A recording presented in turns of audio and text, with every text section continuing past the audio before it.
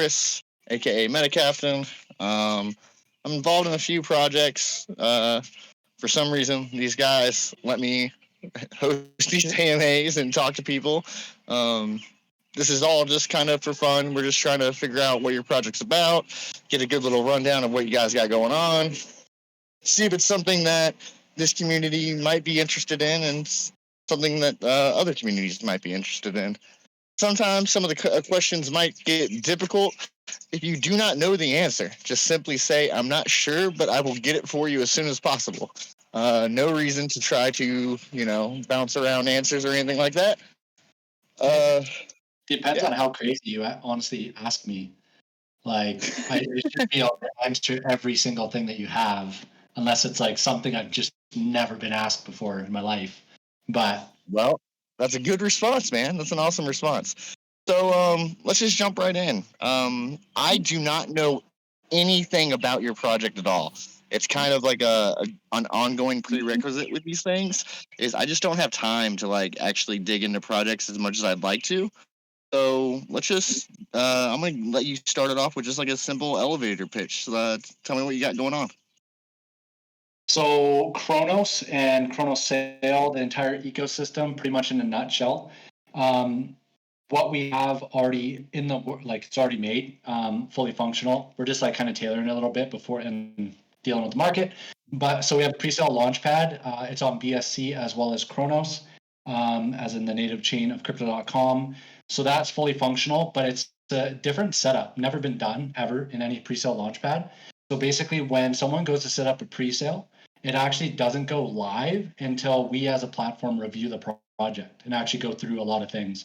So if we go through whatever they provide, whatever we can find, they select a tier based on the amount of allocation that they're looking to raise. So that's how it's restricted in the sense. So if a project does less due diligence, like doesn't have a white paper, doesn't have a website, pretty much shit, they're always going to fall in the bottom tier of being a bronze project. So limiting the amount of money that crappy projects can raise. And as they do more work, then they can raise the allocation funds and go up the tiers in that sense. So basically, it's a pre-sale launchpad that's actually doing vetting before it actually goes live instead of just taking funds because that's what all pre-sale launchpads do.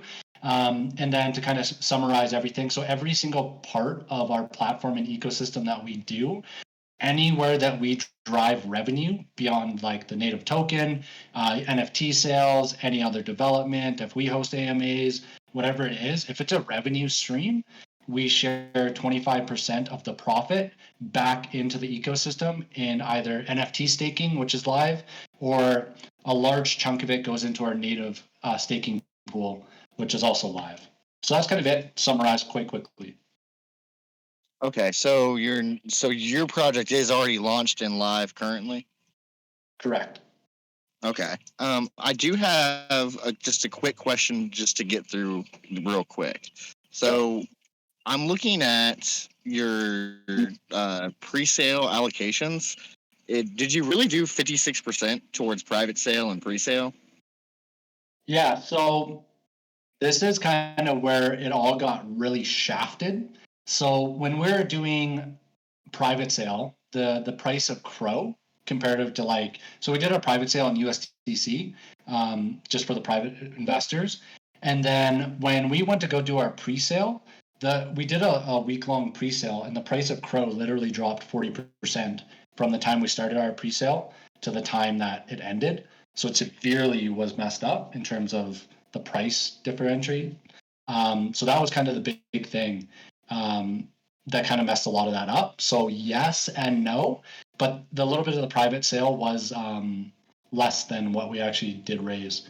So like 39,000 or something. Okay, so we're gonna dig through that for just a moment. Sure.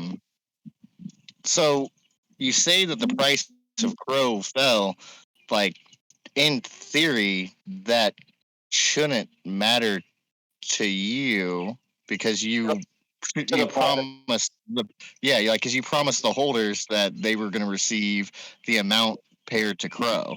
So regardless of whether or not Crow was $1 million or Crow was $1 or 10 cents, it wouldn't matter. The allocation of tokens per Crow should still be the same. For the private sailors, yes, because we collected that in USDC. And when we went to go do the pre-sale launch, the token allocation was all the exact same. That didn't change, right? None of that changed when the pre-sale happened. For the pre-saler, like the pre-sale people, everything was the same. It was just the private sellers that kind of got shafted in the sense of the token. So when we did the distributions on the private sale numbers, post pre-sale happening and finishing, the price of Crow dropped. So by the time that Okay, we got I see what you're saying. Yeah, I see what you're saying. Yeah, but yeah, okay, so yeah, that portion doesn't bother me none the less. I'm just curious as to why 56% of the supply was pre-sold and 34 was left for open trading outside of a central exchange. That just seems like a vast amount, and yeah. like So for, there was a for me, lot would of it throw it. Sorry, that what was that?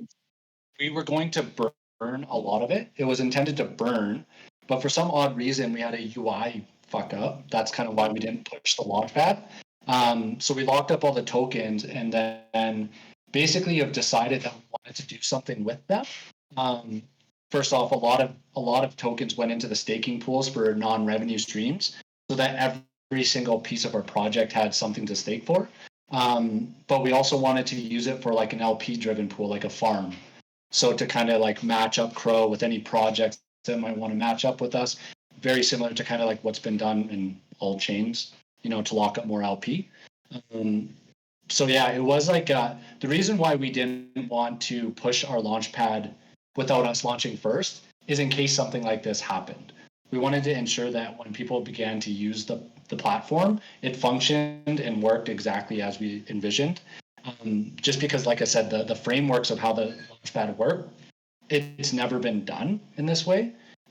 Which when you try to do something new, it unfortunately doesn't always work as perfectly as you envision. Yeah, that makes sense. But as an investor today, if I was looking at your project, and I haven't, to be fair, I haven't gone in and looked up the Chain Explorer or anything like that. But if I did, am I assuming that I would see that 60% of supply is held in private wallets? No, so I would say 46% of it. So 20% was burned. 46% is locked in, like locked up. It's Okay. currently locked in or locked. Very cool. Very, Yeah, we very have. cool. So that right there is a big. Yeah, okay. So I would maybe I don't know how this information got to me. Somebody just passed it along to me, but I'm assuming they might have pulled it from your website or something. I would maybe address that general, and I'll DM you and show you what they sent me, just so you can make some clarity on that. Yeah, Because that's definitely an immediate just weird red flag for general tokenomic structure of how the project might do long term. But it looks like that's not necessarily the case is how it's displayed, which is good news, good information. Okay, very cool. So all right, so you got a launch pad, it's live, you've got staking live. Is your farm live? No, so that was kind of due to with the way the launchpad didn't do what it was supposed to do. That came up after the fact of okay, now we have all these tokens. What do we do with them to kind of incentivize and benefit the community as well as the project? And so that was a thought after the fact. So we haven't done that as of yet because we're working on getting the BSC launchpad fully functional live in the final stages of testing, just so that we can capitalize on bringing some more revenue, as well as trying to bring more eyes back to the Kronos chain, just due to the fact of the way the market has been, where Pro blew up for month and a half, 2 months, and then it's almost gone back to nothing. So we wanted to capitalize on trying to get more eyes from BSC and slowly migrate them back to Kronos, to get more people developing again. Okay. Um, and so currently, do you have your own swap, or are you partnered with any Chrono swaps or Crow swaps? For the platform, we have zero interest of having any formal swap decks kind of functionality. We just don't want to deal with the legality of it, to be totally honest. There's already other swaps on the Kronos chain, do a really good job, it's something that we'll leave to them, just because we recognize that, even as an example, like we could do KYC, we could do audits, our developers love to do that type of stuff. But at the end of the day, we want to focus on our vision and path of what we're doing as a launch pad around security and focus, and let the other professionals kind of focus on what they're focusing on. So that's not really anything in the books that we plan, but we'd probably integrate with someone that has something kind of like Rubik. They're not on Kronos chain, Yeah. something like that. Though. Okay. So, all right. Well, then let's go back to your launch pad. So you're vetting these projects, and what are you looking for? So we go through it just like any good investor in crypto does. Like when you're going into a project, you want to go through, see the white papers, see the team. If you can see the contract, see the contract. One of our devs, Adam, so he's like been deving for a very long time, loves to like rip stuff apart, has like the CertiK type mentality of going through things line by line. So as we get more launch projects, specifically as they get bigger, he's going to go through them quite in depth, see anything. Like he's seen a lot of weird, shady shit, as well as our other dev, Seth. He's seen a lot of weird, shady shit. Then we do things like where we go in and we look at how they've broken down their tokenomics. Like, what are the tokens for? Okay, why is there a 10% team wallet? Explain that. Do a team interview. Like, it depends on how far and how much money the project plans on raising, on how much true, like, going very deep into the project.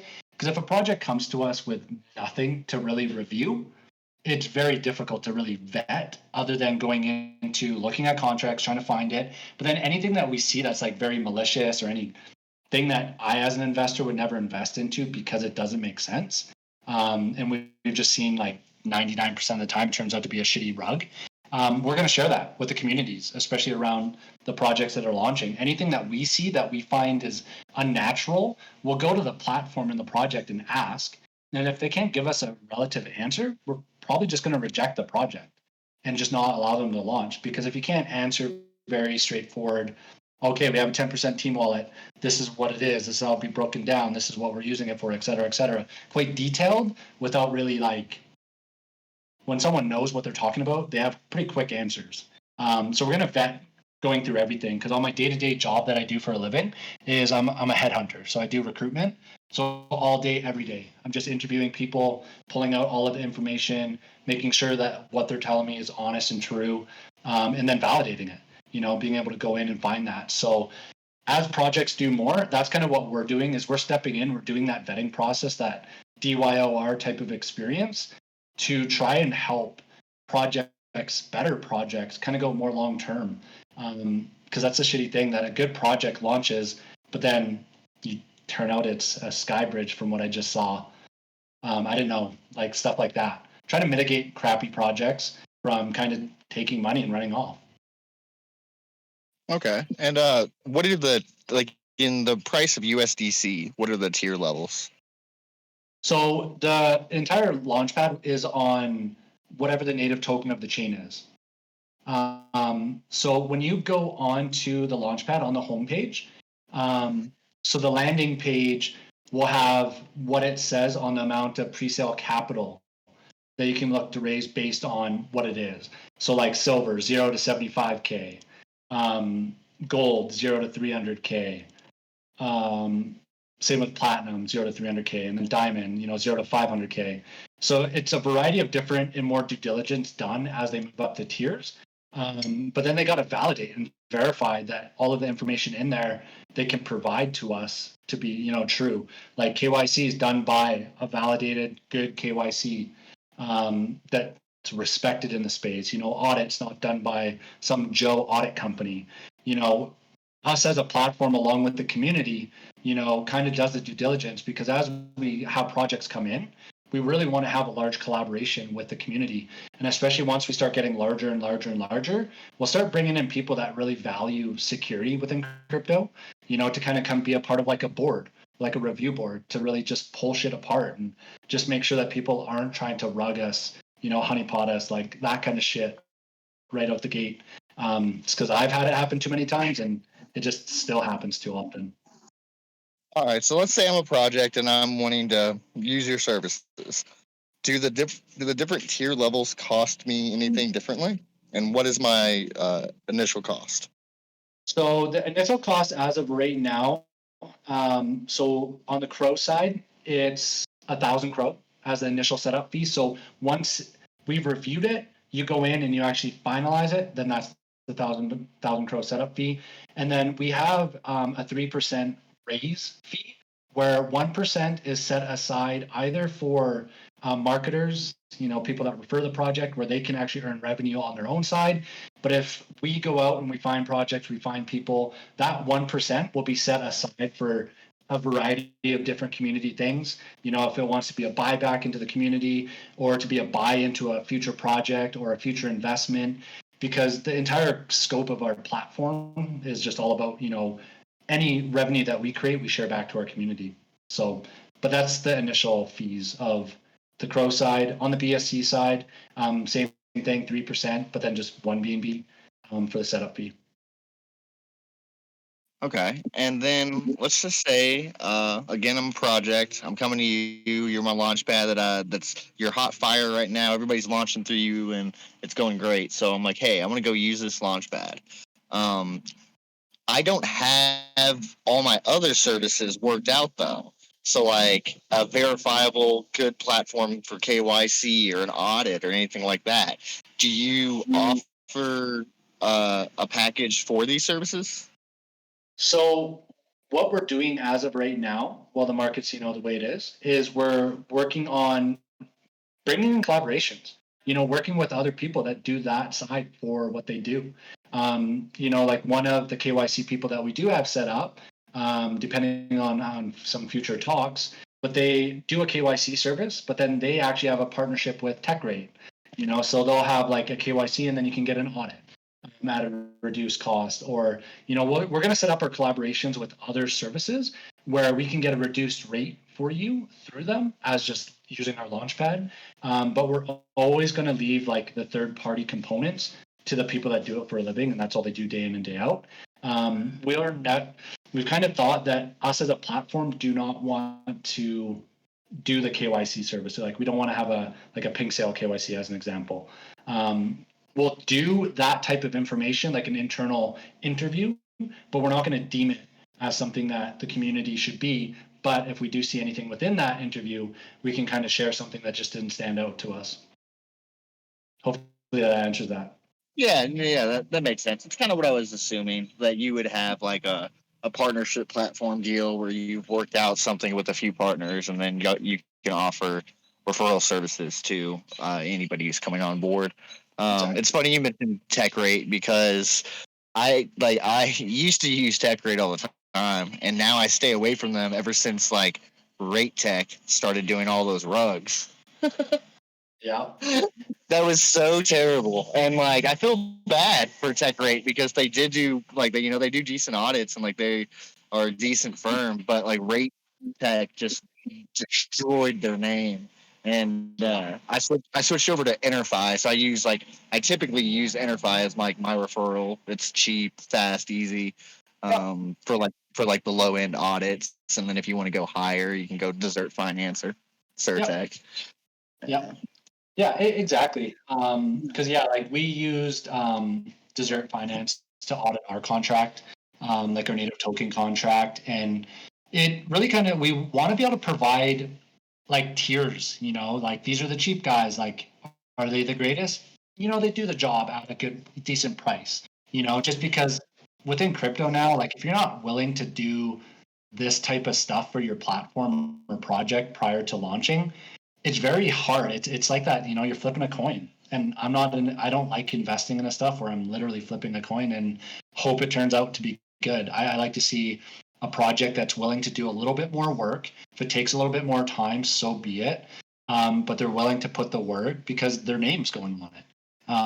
Instead of just being an anonymous meme coin and hoping, shit sticks to the wall. We really want to see projects last long.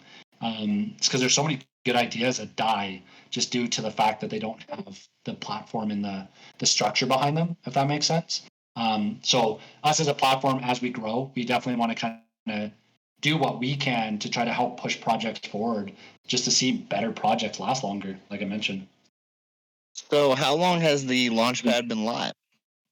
So the Launchpad has been live since we've been live with our token, but we haven't been actively pursuing getting launches in because we started developing the BSC side, as well as like finishing and tweaking a couple of things, going through it a little more.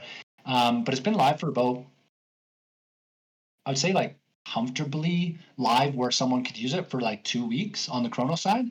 Um, but we still are like tweaking stuff. We're still adding things. Like there's so much because of the, like I said, the framework of what we've done.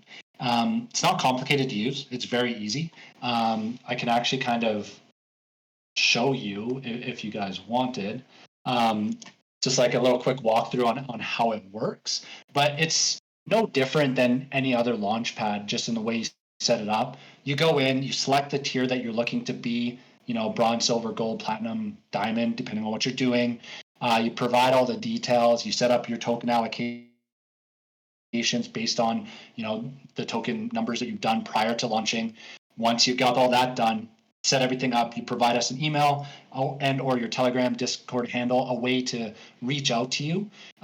Because basically when you try to go finish the pre-sale, it will say that the token's not, like the pre-sale is not live yet until we've done that review. Once we click the approval saying, yeah, everything looks good, nothing looks malicious, then you go in, you finalize it, everything's already saved, so that all you have to do is you select the time, you go through, you finalize it, and then it goes live. All right. Two more questions for you. What decentralized exchanges are you set up to launch to? So as of right now, we had all of, so on BSC, we just use like Pancake as the only place. And then on Kronos, we have MMF, Rodex. The hell, I only ever use MMF. Oh, VVS, and then we had Crowfi, but obviously we know what happened there. Yeah. So okay. And then my next question is: currently, are there any projects that are pending review for your Launchpad? So no, because as mentioned, we didn't want to pursue projects launching. Like, so we have people that we're in talks with, and we're just chatting with them. They also don't really want to launch their project right now, just due to the market. So in this given time of the way the market is, it's given us additional time to really do the things we wanted to do on the back end. But there's a couple of queued projects that we're wanting to launch, but they're kind of also debating whether they even want to launch on Crow anymore. When this all first began, it was very hype and they wanted to, but now they're debating whether they want their project to go to BSC or not. So that's kind of why we built the BSC side that we're trying to finalize so that we can start capitalizing on a lot of people that are just afraid to launch on Kronos. But yet again, that's also why we did the BSC side, to try to get more eyes back to the Kronos side as well. Okay, so you would much rather operate primarily Kronos if it was your preferred choice. If there was a choice, just because I do see and value kind of like what the chain will become, there's a lot of stuff they need to do as a blockchain as well, which will only come with time, just like, BSC over time, it took time. Yeah, like, so everything that we're going to do kind of going forward is all going to be driven back to Kronos, like CRO. This is kind of where we're going to primarily focus. So everything revenue wise. So if we're generating revenue on BSC, we haven't decided whether we're going to keep that and like do staking pools on that side. But ideally, as of the moment, anything that we generate revenue will come back to the Kronos side, so that we'll be driving more volume into the chain on this side.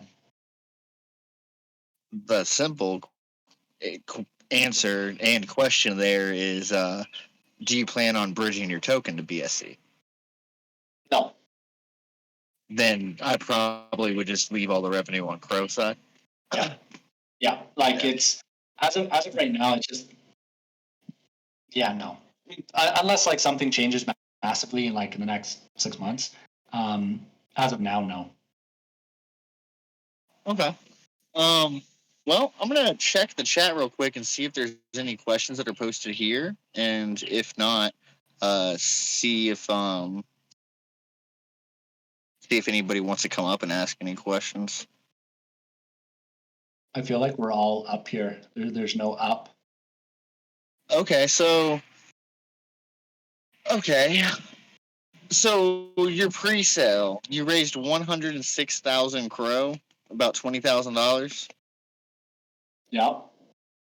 and that was from 42 contributors. Yep. Okay. Uh, uh, okay. Yeah, I'm seeing it. Yeah. Yeah, because you're Okay. able to see the launchpad, yeah? Yeah, I can see it now. All right, cool. Um, yeah, but again, we kind of already addressed like the fact that those tokens that like appear because like whenever you break down your tokenomics, like look on your website, anybody's looking at it, it does appear that like a strong portion of your supply is not actually in like purchasable circulation, which Yep. technically isn't because you have it locked away. But in all theory, that is like actual tradable supply versus privately held supply, which some might view it as, if that makes sense. Yeah. Yeah. No, I totally see exactly where that's coming from. Yeah, like I said, so we are unsure if we wanted to burn it all or keep it aside for like an LP farm or so as of right now, there's some NFT staking that is you get native crow, like KRO in the pools. So we're leaving some for that as of right now until they generate revenue, kind of push those sides of things. But yeah, the other portions, we're just thinking we're probably majority of it. Um, but like I said, we want to set some aside for an LP pool with that will create a high APR. So usually you need a lot of tokens to be able to do so. So that's kind of where we're unsure whether we burn it or not. Burn 20 million just because of it. Yeah. You So could also now, do like you could also do like passive NFTs or something like that. So like if you wanted to, you could always like store those tokens to the side and then end up releasing like an NFT line, do a little capital raise event, get a bunch of crow gathered up from those NFTs, and then promise everybody like a steady return over the course of like 2 years of them essentially getting their money back, whatever they buy in, but you're just airdropping them tokens, just like a small percentage, week by week or month by month to all those NFT holders. Many things you could do with token supply. Don't burn it. yeah, like that we wanted to burn like some because it was supposed to burn all, but like I said, the UI glitch that we addressed, like we didn't know what the fuck happened. Um, so now that it's been fixed, it was we're like, okay, well, what do we do with all these tokens? And we didn't know, so we just locked them up in our locker because we didn't know at that moment because we had a lot of things to address. But yeah, a lot of good things, a lot of good things that we can definitely do with it. And as a platform, what's really I love about what we're doing as a project is that we're not just going to stay like stagnant in one area in terms of trying to drive revenue for investors within the platform. So on our website, you can kind of see like the think tank mentality is we're always kind of thinking and making creative ideas and developing them, and then we're going to launch them. So in the funnel right now, we have a very unique and like node project that we have developed that we're slowly like we're in testing phase right now, but it's it's very unique. It's very intricate. There's a hell of a lot of moving parts, but we're always thinking of other ways to drive revenue. So if these when these projects kind of launch and they create a lot of additional revenue, portions of that will always come back to the native token staking pool. So the more revenue streams that we create, the more that we're going to be driving that profit share back into the main staking pool.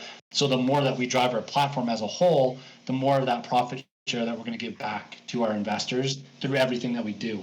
Because at the end of the day, projects are nothing without investors and people in the community. So we felt this was the most logical, easy way to do it. So 25% of all profit from everything that we do will go back into portions of it, but primarily that main staking pool. So for people that hold the native token. All right. So next question, probably like my final serious question that I got. So your initial fundraising was fairly small, and I don't think you've done a lot of volume since then. Nope. I am curious to know how you plan on continuing to fund this project. Like, obviously, for you to go from where you are to where you want to be, extensive marketing is going to have to take place. Yep. Yep. So that's kind of like the great thing about why we launched in the bottom of the market, so to speak, is that the people that we have invested into the private, like into the private side, kind of backing the project. A lot of those people we've known in the space a very long time. That's why they're a part of that private sale. And so, given the time of where we're at, we're pushing a lot of different avenues. And because of my real world life, all I do is like network. I talk to people, always like chatting and trying to drive different areas. Is we're pushing a lot of outside retail investment as well, but then kind of just like growing other aspects, as well as myself and one of the founders, Brad. We fund the project if needed. We've already put a lot of our own additional money into the platform, into anything that we need to develop, because we're also active crypto investors. So a lot of good investments we make in the space, but then also from our own personal lives. So we're not too worried about the actual initial like funding of what we need to get done, because a lot of the development that usually typically costs a lot of money, we have a lot of great developers that help us with anything we need to do, as well as we just kind of keep pushing a lot of aspects without really being too concerned about additional funds. Like most projects, like when there's no volume, like it's kind of dead. They can't move forward. They can't develop. That's not the case with ours. Yeah, you can develop, but just are you going to be able to make that marketing push to kind of get like the fresh eyes on it, especially apps since you're post launch? If you're, pre-launch, there's a lot of stuff you can do to get those like fresh eyes and hype on you.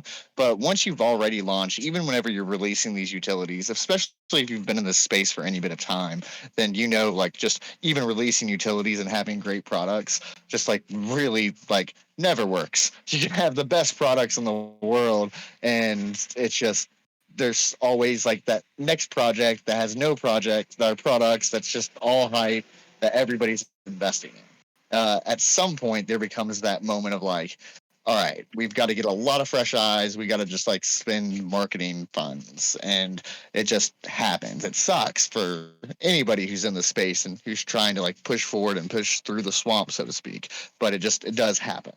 Yeah. Are you prepared for that moment? Well, that's exactly why we have consistent development of other projects, right? So everyone's always looking for the newest and greatest thing within it.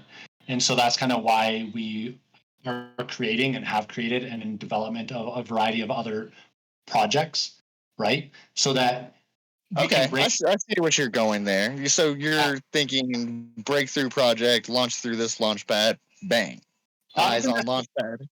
Not even necessarily launching from our own launchpad.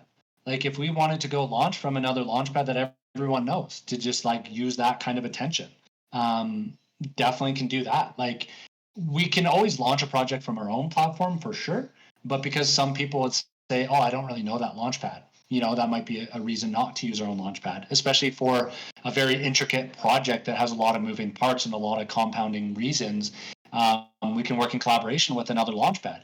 It's like we're not about our launchpad's better than your launchpad. Like we don't have that type of mentality in crypto. We believe that more collaboration needs to happen to really grow the space to move it forward.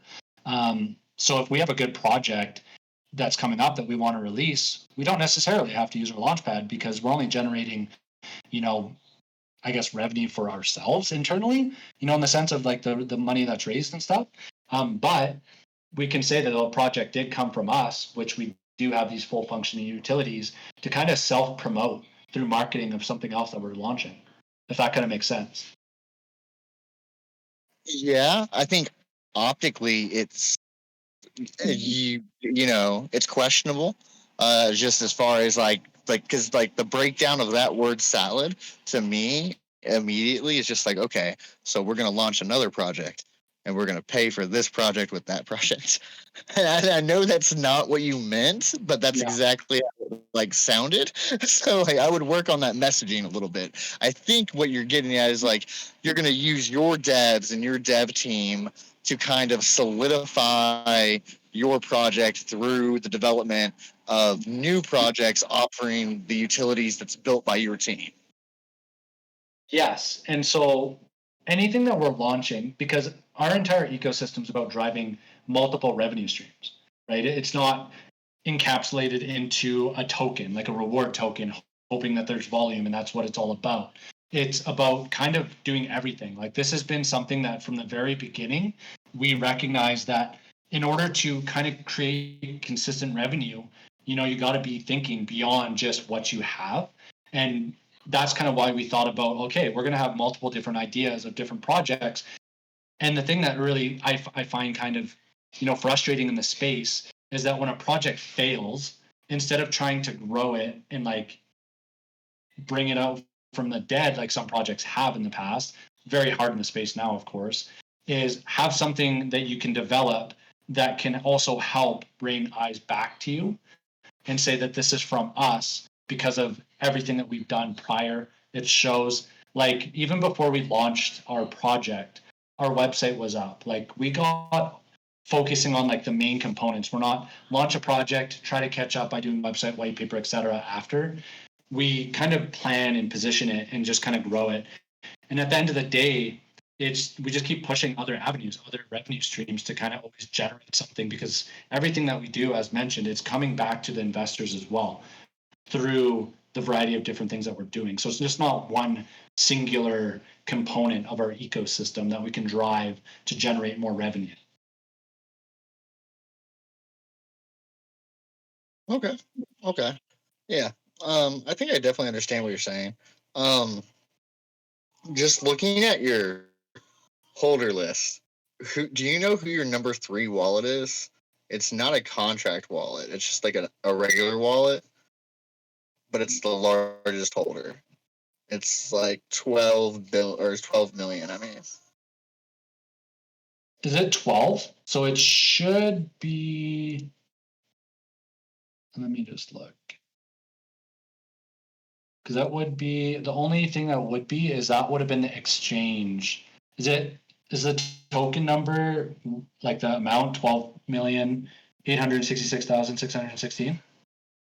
a little bit less than that, but yeah, around there. It's 12.5, 12 point, yeah, 12.59. Yeah, so that was our developer, and it's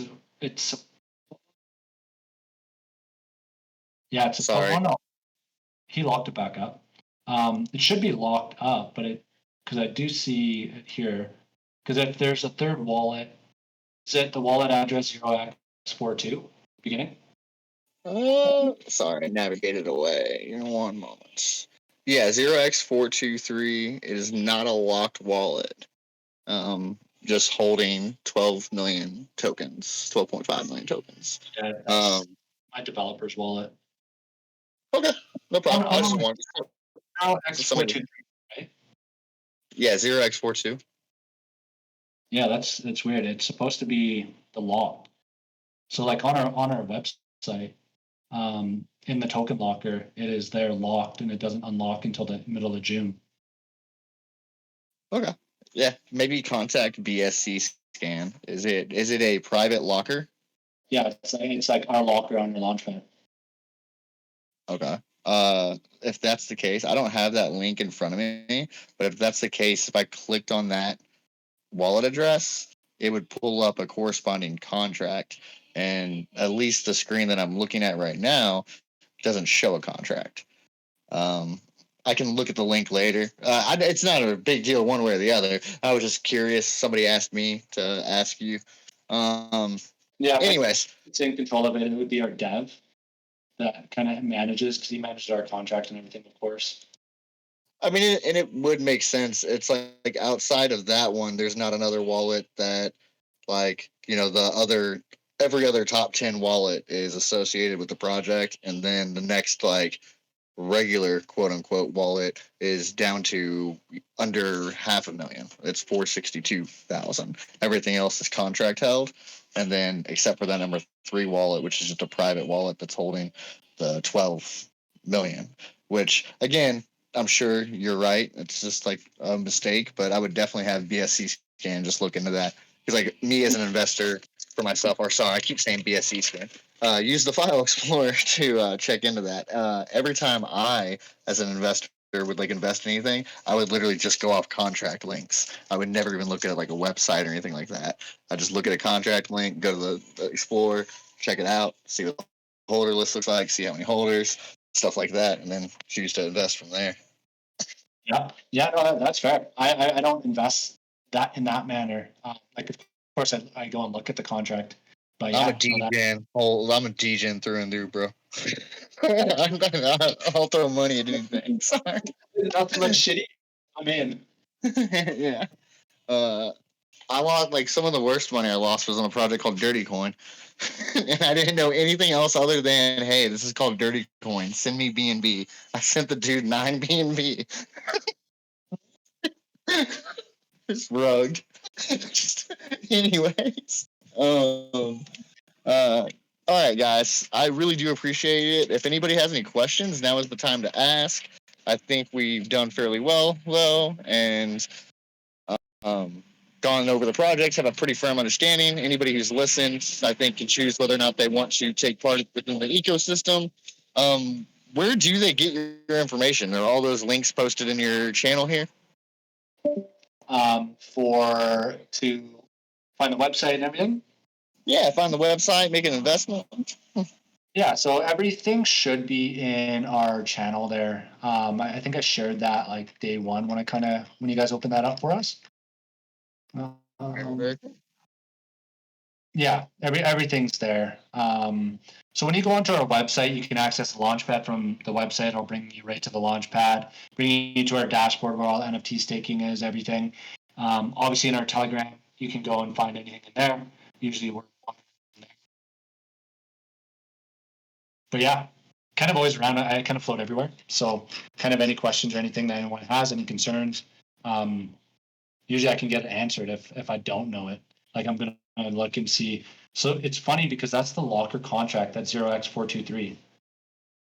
That's like our token locker contract. I don't know why it doesn't show that it's a contract.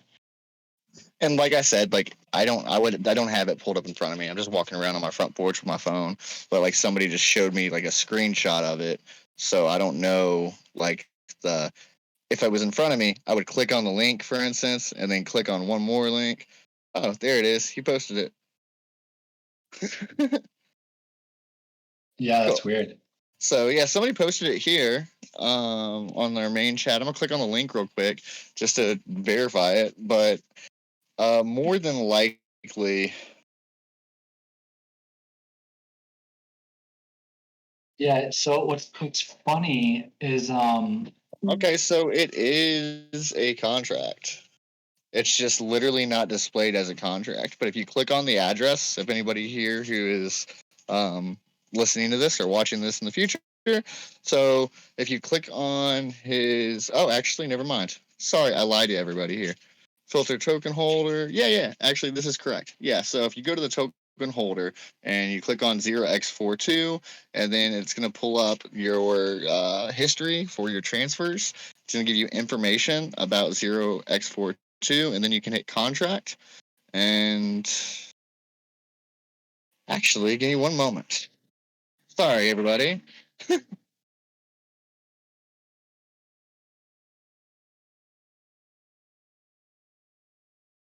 yeah, it's like Okay, yeah, that's interesting. I would definitely take a look at that and figure out what's going on there because I'm not actually sure. It's not actually pulling the contract for 0x42. I just see it here as just a regular wallet. yeah, weird. Yes, a regular wallet with a ton of transactions. only in Kronos though, and so that's good. But a lot of transactions, 230. Yeah, I think this might be the dev's wallet. I don't Yeah, I think so. Shouldn't have that many tokens because I did lock them up, which is odd.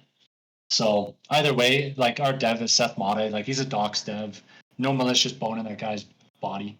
Um, he would never do anything. Like he's one of the.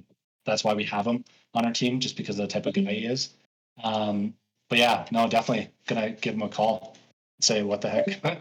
So, um, yeah.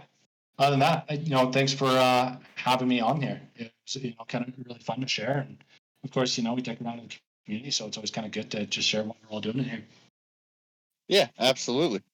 Thanks for coming on. And I might dig through this a little bit more and go through it and post anything that I find.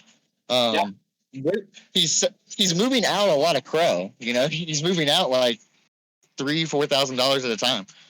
So But the 20,000 crow went to our marketing wallet.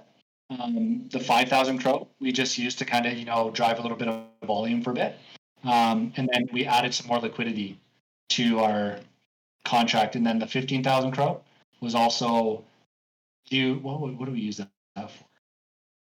We used that for some type of, I think that was for development. No, that was actually for putting into the staking pools 19 days ago, because that would have been where we put revenue into like USDC as well as USDC that time, I believe.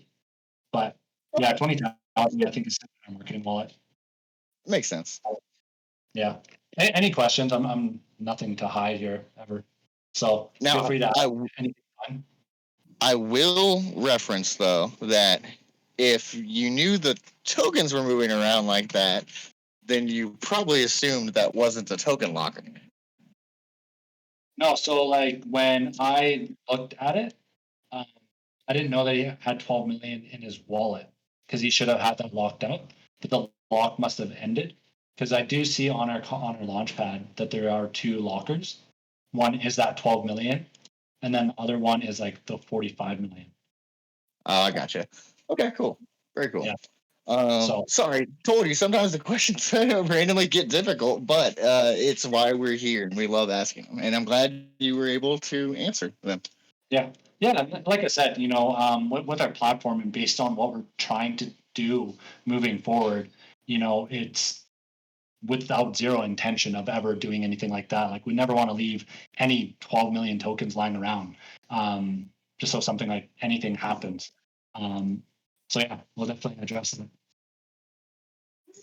Fantastic. All right. Well, thank you guys very much. I really appreciate your time. And I'm going to hop off of here, spend some time with my wife. Yeah, if anybody has any questions, you know where to find this guy. He's in his chat channels. He's in main chat all the time. And y'all know where I am always. Thank you all very much. Have a good night. Yeah, as well. Thanks, Matt. No worries.